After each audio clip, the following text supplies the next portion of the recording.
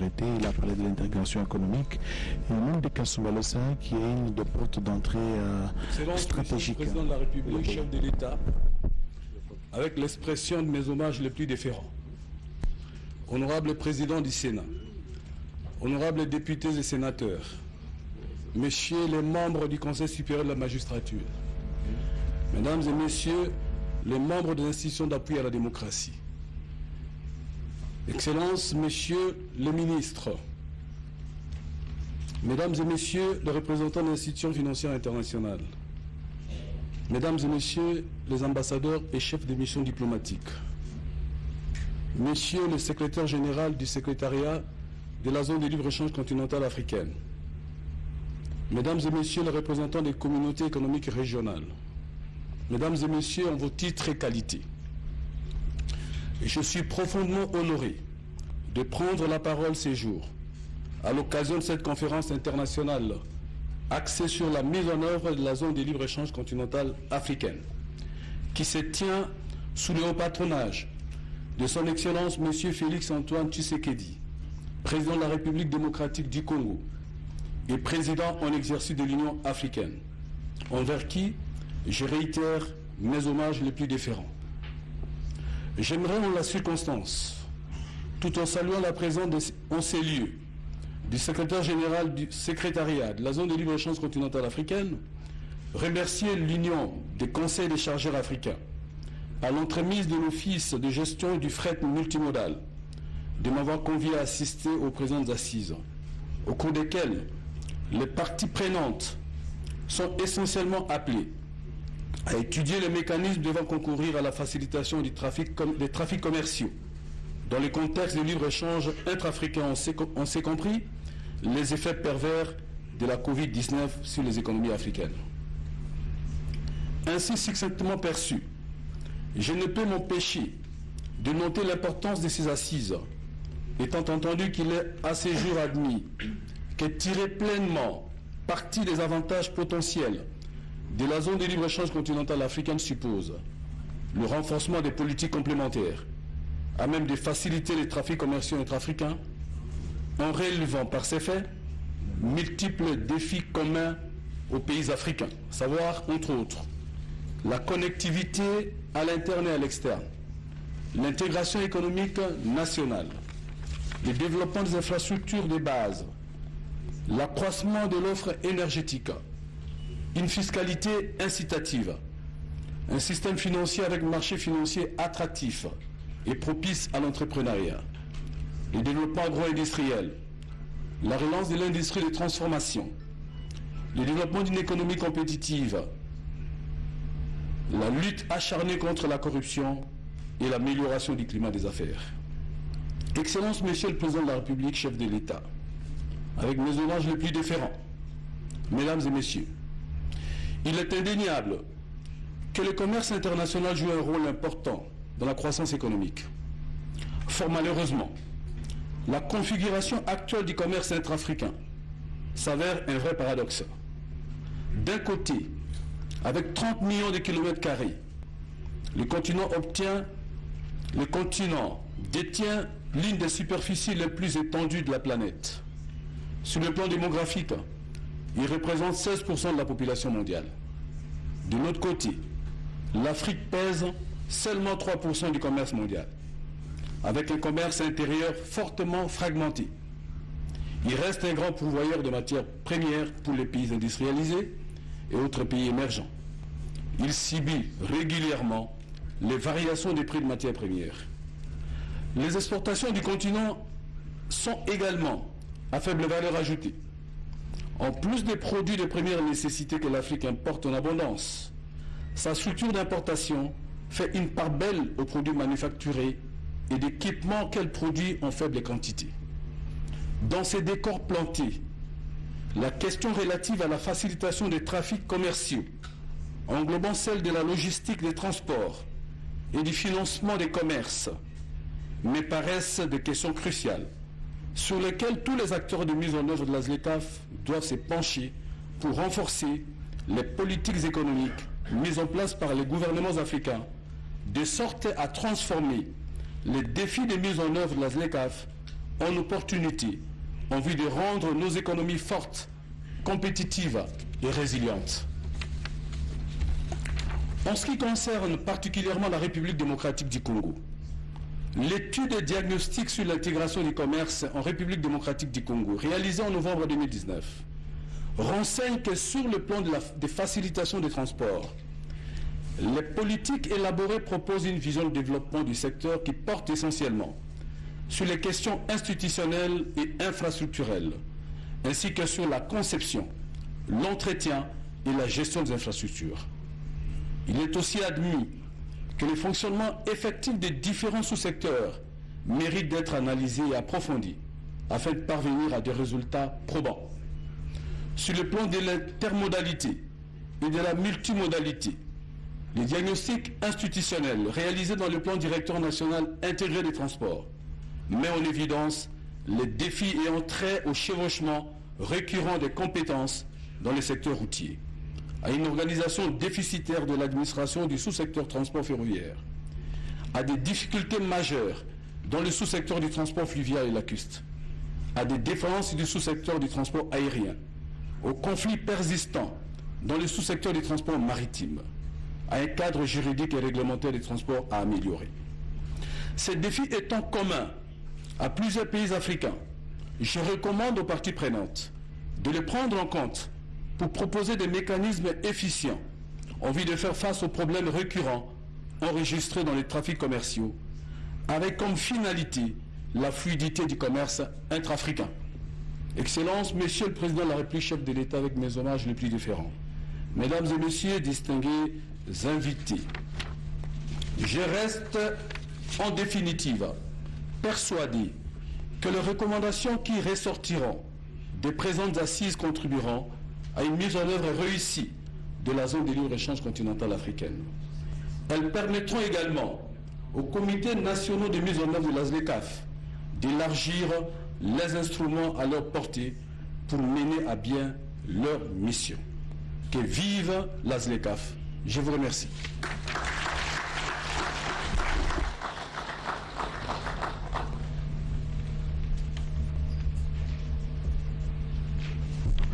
L'ouverture solennelle de travaux par le Très respectueusement, nous invitons son Excellence, Monsieur le Président de la République et Président en exercice de l'Union africaine, à prononcer le discours d'ouverture.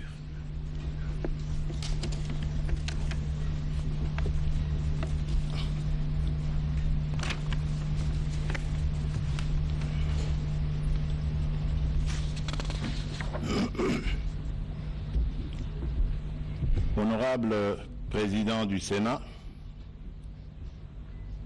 Excellences, Mesdames et Messieurs les membres du gouvernement, Mesdames et Messieurs les présidents des corps constitués, Excellences, Mesdames et Messieurs les ambassadeurs, chefs des missions diplomatiques et représentants des organisations internationales, distingués invités, Mesdames et Messieurs,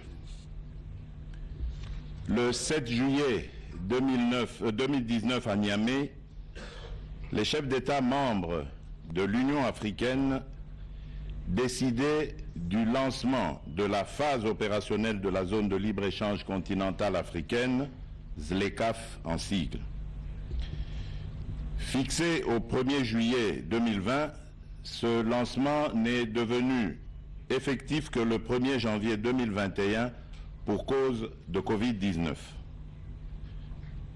Cette date restera un des moments clés dans la longue et pénible histoire de la construction de l'intégration économique de l'Afrique. En effet, mus par l'idéal du panafricanisme qui avait vivifié leur quête de liberté, les pères fondateurs de l'OUA à l'époque et pionniers de nos indépendances avaient assez tôt nourri le rêve d'une Afrique intégrée et dotée d'un marché commun. Déjà en 1963, date de ma naissance, figurez-vous, l'année de ma naissance,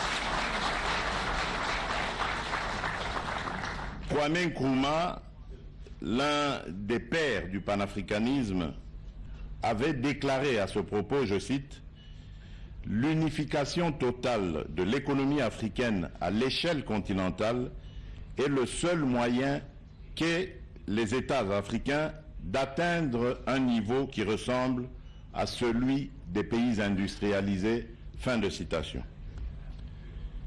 Mesdames et messieurs, distingués invités, le statut d'une Afrique marginalisée dans l'économie internationale est décrié par Kwame Nkrumah il y a près de 60 ans est malheureusement encore d'actualité.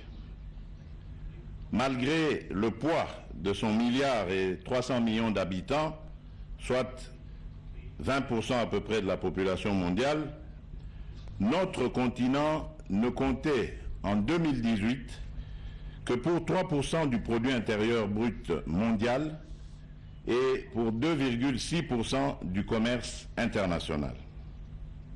Il est dès lors difficile d'imaginer une Afrique prospère et libérée de la pauvreté de masse si cette situation ne change pas radicalement. C'est à l'effet de ce changement que 49 chefs d'État membres de l'Union africaine ont pris le courage d'adopter, le 21 mars 2018 à Kigali, l'accord établissant la ZLECAf au terme d'un laborieux processus de négociation lancé le 15 juin 2015 à Johannesburg. L'accord établissant la ZLECAf est venu concrétiser le long rêve d'une Afrique économiquement plus indépendante et dont les principales étapes ont été successivement le plan d'action de Lagos de 1980, le traité d'Abuja établissant une communauté économique africaine en 1991 et le plan d'action pour le renforcement du commerce intra-africain en 2012. À ce jour, 54 États sur les 55 ont signé l'accord établissant la ZLECAf, sauf l'Érythrée qui ne l'a pas encore fait.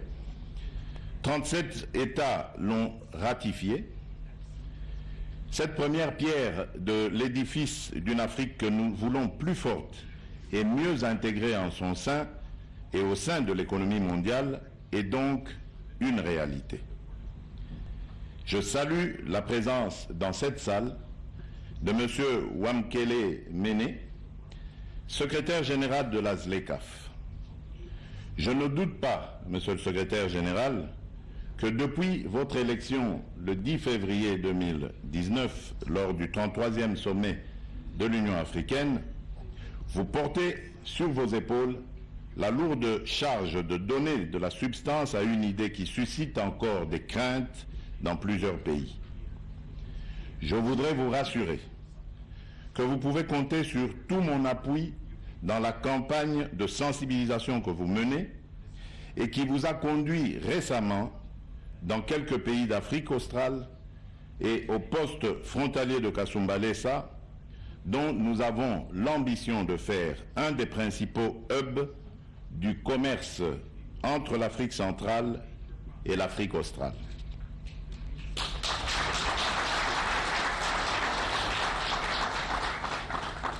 Mesdames et messieurs, distingués invités, le 6 février 2021 à Addis Abeba, j'avais affirmé dans mon discours d'acceptation de mandat à la tête de l'Union africaine que, je cite, « Le démarrage des échanges dans le cadre de la ZLECAf représente un acte d'indépendance économique pour l'Afrique. » Fin de citation. Par cette déclaration, je voulais exprimer ma ferme conviction en notre capacité collective à réaliser les objectifs assignés à la ZLECAf. En effet, la suppression des droits de douane sur la plupart des marchandises, la libéralisation du commerce des principaux services et le démantèlement des obstacles non tarifaires freinant les échanges commerciaux intra-régionaux sont les actions qu'il nous faut entreprendre avec courage pour créer un marché unique continental où les personnes et les capitaux circuleront librement.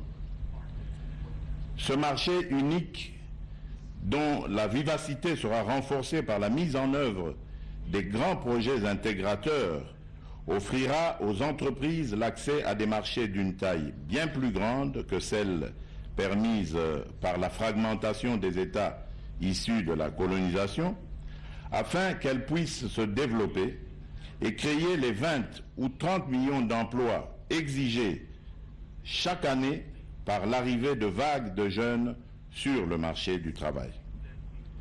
C'est en renforçant les relations mutuellement avantageuses entre les entreprises africaines que nous pourrons accroître les échanges commerciaux intra-africains qui plafonnent actuellement à seulement 18% du commerce total du continent, le taux le plus faible de tous les continents. La vision d'une Afrique intégrée, prospère et pacifique, dirigée par ses propres citoyens et représentant une force dynamique sur la scène économique internationale prônée par l'Union africaine, restera un vœu pieux si nous n'agissons pas dans cette direction. Mesdames et messieurs, distingués invités, au moment où l'Union africaine rend opérationnelle la zone de libre-échange continentale africaine, il est tout à fait indiqué et de bon aloi que les conseils des chargeurs soient aux premières loges pour vulgariser, exécuter et accompagner cette légitime et bénéfique pour le peuple africain en général et pour les chargeurs en particulier.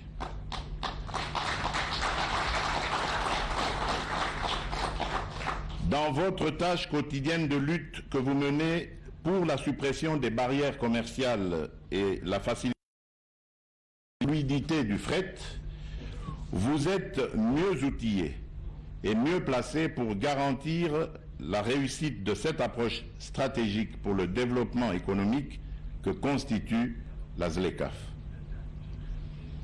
Pour vous faciliter l'accomplissement satisfaisant des missions qui vous ont été confiées par les États, vous devriez avoir conscience des défis sécuritaires, politiques et économiques qui peuvent entraver l'effectivité de la ZLECAf.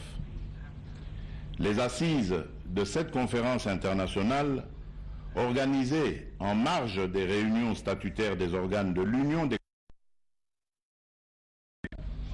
constituent un cadre bien indiqué permettant d'émettre des pistes de solutions aux nombreux défis auxquels la ZLECAf est confrontée. Que la coordination entre les actions des chargeurs et celle du secrétariat général de la ZLECAf permettront la réalisation des conditions optimales de l'intégration économique africaine. Je vous souhaite de fructueux échanges, de fructueux travaux, et que du choc de vos débats jaillisse l'étincelle qui éclairera le chemin pour la mise en œuvre satisfaisante de la ZLECAf. Sur ce, je déclare ouverts les travaux de la conférence internationale portant sur l'ICCA face aux enjeux de la mise en œuvre de la zone de libre-échange continentale. Je vous remercie. Nous avons suivi 4 allocutions.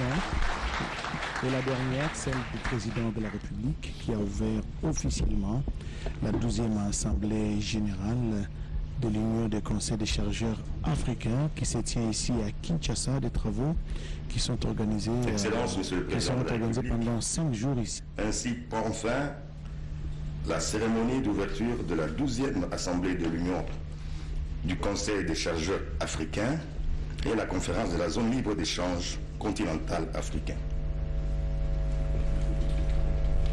Nous prions l'assistance de se lever pour chanter l'hymne national.